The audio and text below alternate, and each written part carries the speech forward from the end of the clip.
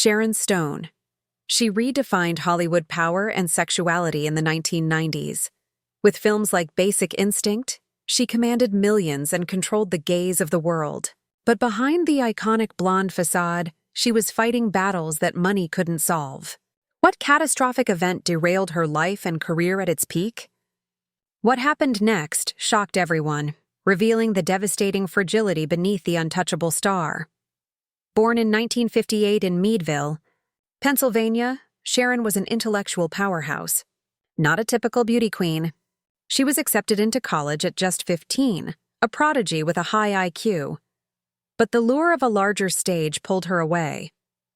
By the late 1970s, she was modeling in New York, then chasing film roles.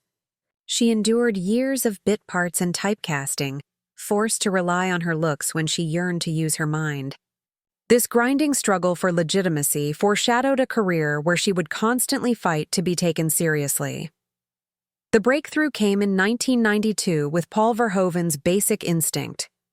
The film was a cultural earthquake, launching Stone into the stratosphere.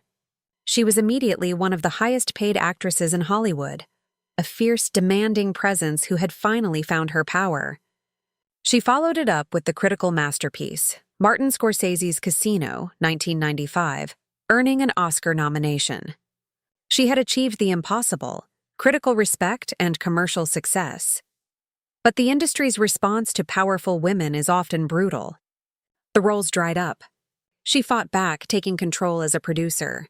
She was at the apex of fame, a true global celebrity in 2001, when everything changed. She was home, simply taking a bath, when the crushing headache began. Little did she know this wasn't just a migraine.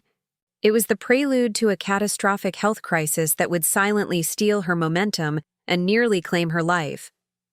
In September 2001, Sharon Stone suffered a massive cerebral hemorrhage, a bleeding stroke. She was rushed to the hospital, given a 5% chance of survival. The industry, the public, and even her family were in the dark about the severity of her condition. The truth was, she was fighting for her life for 9 days in the intensive care unit. The stroke left her with severe speech impediments, partial blindness, and major physical and cognitive damage. When she finally emerged, Hollywood had moved on. The ultimate revelation was the cost of the stroke. She lost her place, her money, and, devastatingly, custody of her adopted son, Rowan. The road to recovery was a long, silent decade of physical and emotional therapy. She had to learn to walk, talk, and read again. The industry, she notes, showed little patience or support. But Sharon Stone rebuilt her life, piece by painful piece.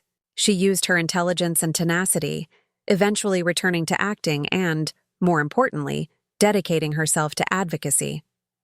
Her lasting impact is not defined by her beauty or her roles, but by her courageous public survival, proving that true strength is found in fighting back after you've already been knocked down.